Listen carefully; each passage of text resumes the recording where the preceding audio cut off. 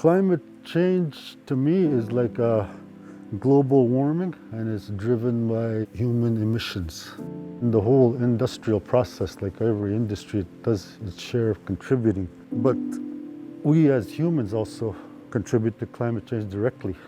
Animals will contribute to it, methane from cows and whatnot. But at the same time, cows don't group the way they do with big factory farms. And they don't require transportation across the world, burning fossil fuels and things like that, right? I am the team lead for the Climate Change Adapt program, or the Akuzima Gatke program, Mother Earth is Sick. From my perspective on climate change, I think we are all unwilling participants. It's always a bit contentious where people are going one side or the other, but what I do know is that the world has changed in the last few decades, and it's in really visible ways. The weather's different today. It is very, very different, I'll say.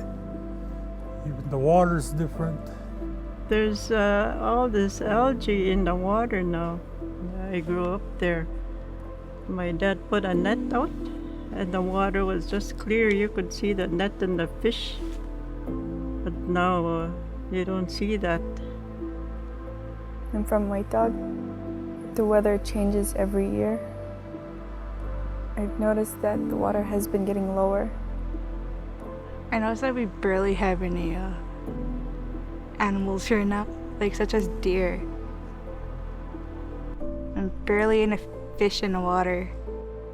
As far as New Saskatchewan goes, the climate change has changed a lot of weather patterns here for sure. Like we get more ice storms, we get drier days, migrating patterns of birds and the deer and everything. We haven't seen moose here in like forever.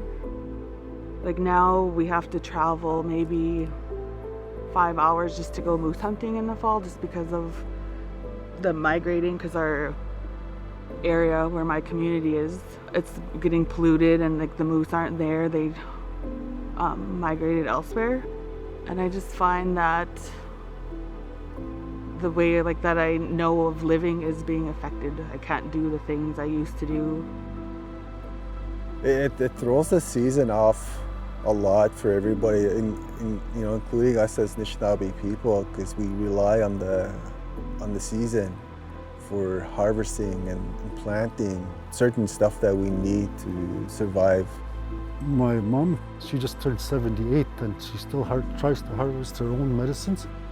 And she says it's harder to find stuff. She's got to go out asking other people to see if they have any. That might be climate change, that might be pollution, but it's just becoming harder to find places where medicine will grow or animals will live naturally and untouched. When we fish, we're seeing like difference in fish. Could be global warming. There's growths on fish. There's like a boil on a walleye or stuff like that. Like it's different. You've noticed them over the years. We're seeing the migration of certain invasive species. So increases in Lyme disease, increases in vector-borne diseases. So it goes to show how this climate change is affecting everything, not just us, but with the animals and the plants and all. Like if there's a sudden change in water temperature, it could kill off something like a little animal that a fish relies on or something. It'll move up the chain, the food chain. It won't be safe to go swimming, as well as the fish, because they won't survive that either. And the fish, we need fish, because fish is good. The trees, the animals, our medicine, our clean drinking water, everything. If one goes down, then they all go down like dominoes.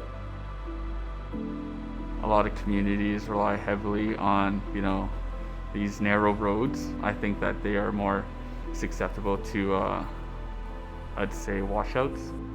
This year, we're seeing earlier thaw of the lake, causing it to be harder for the people living on those isolated communities that require the lake for access.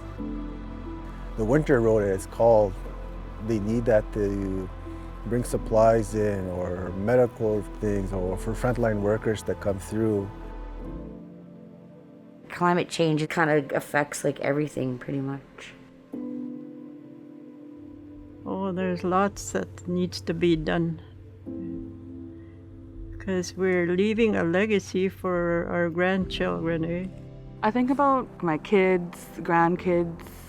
They won't have clean water. They're not going to have, they won't be able to go fishing. It's all going to be different. They're not going to have medicines to pick because everything will be affected by the water getting polluted. I'm worried for our future that they won't get to practice our way of life like as Anishinaabe people. I feel like due to this climate change is that we're not going to have a home anymore because I feel like the climate change isn't going to get any better. The icebergs are melting, like the polar bears, like losing, I guess, their land. So, never know what will happen to them. We need to put a stop to it. We need to take this serious, do our part as being on Mother Earth. We are identifying these issues within communities and, creating adapting plans for communities, emergency adaptation plans, and, providing them with evidence that, these things are happening within communities. I hope that it's able to provide, some sort of stability to each community. We have had some initiatives to build garden boxes in some of our communities. It's a great event. You build a garden box and you all get together. And we also contribute to land-based learning and land-based teachings. So teaching people more on how to live with a better relationship to nature. Respect is a big word. There's no respect for the land and the environment. People just abuse it. That's where all these little problems start from. With the youth, I think it's more like having them be more hands-on, more involved in climate change and kind of just being out in the land and say, okay, do you guys recognize what climate change is and how do you guys see this? Because they're going to be the ones that are going to be going to school for environmental technicians or anything like that. So they're the ones that we're going to have to kind of get first.